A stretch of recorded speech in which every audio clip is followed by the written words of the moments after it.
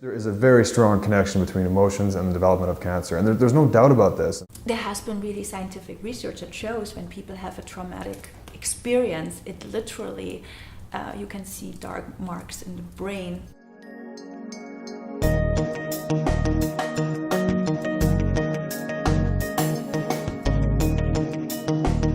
There is a very strong connection between emotions and the development of cancer, and there's no doubt about this. I don't remember the exact number off the top of my head, but I believe that people who were abused as children were something like 43% more likely to develop cancer as an adult.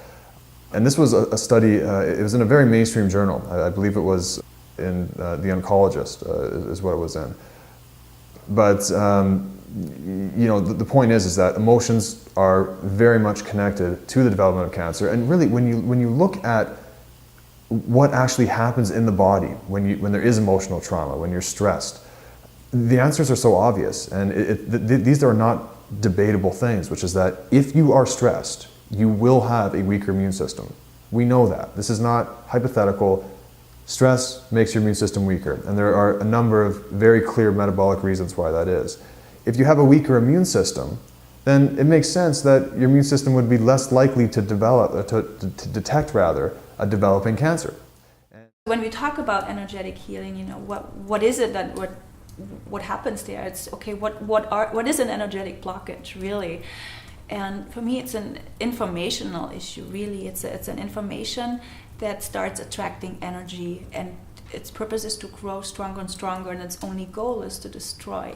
And there are two ways it destroys. One is through sickness and one is through accidents. There has been really scientific research that shows when people have a traumatic experience, it literally, you can see dark marks in the brain that then is related to a certain organ system where then usually symptoms develop later on.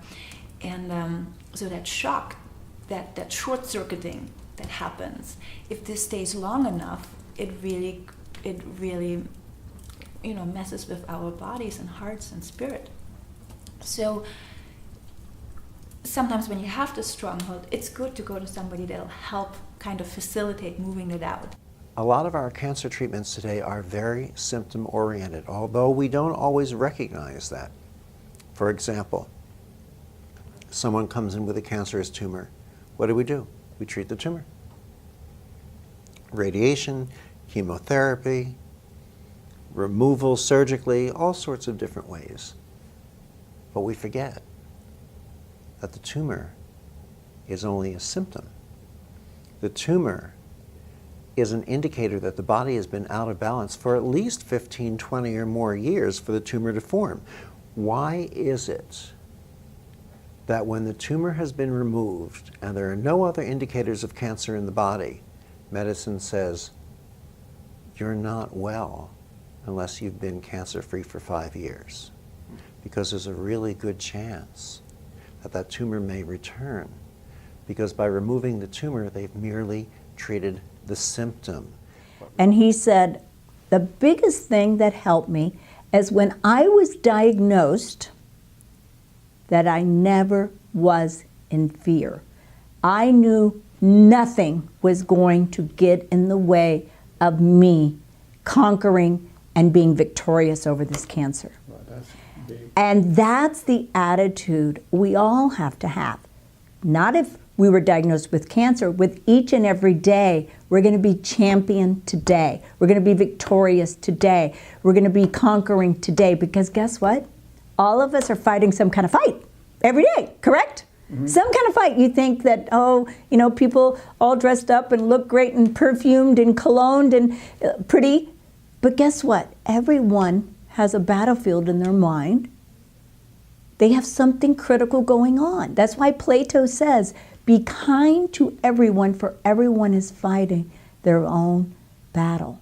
Disease is a complex thing, especially cancer. Somebody will say, well, do you think heavy metals cause cancer? Yes. Do you think emotions cause cancer? Yes. Do you think spiritual issues cause cancer? Yes. It's a multifactorial disease. It's very broad. So yes, I think there are spiritual issues, especially unforgiveness. I think there's emotional issues, fear and anger. I think there are things that the doctors do. Doctors, it's probably best to stay away from doctors for a lot of reasons. They give us vaccines with viruses and mercury and all kinds of things in it that cause disease. They give us estrogens that cause cancer, breast cancer, uterine cancer, ovarian cancer, prostate cancer. They give us antibiotics that kill off our mitochondria, our little power plants in our cells. They give us x-rays and CTs, which causes cancer. So it's pretty dangerous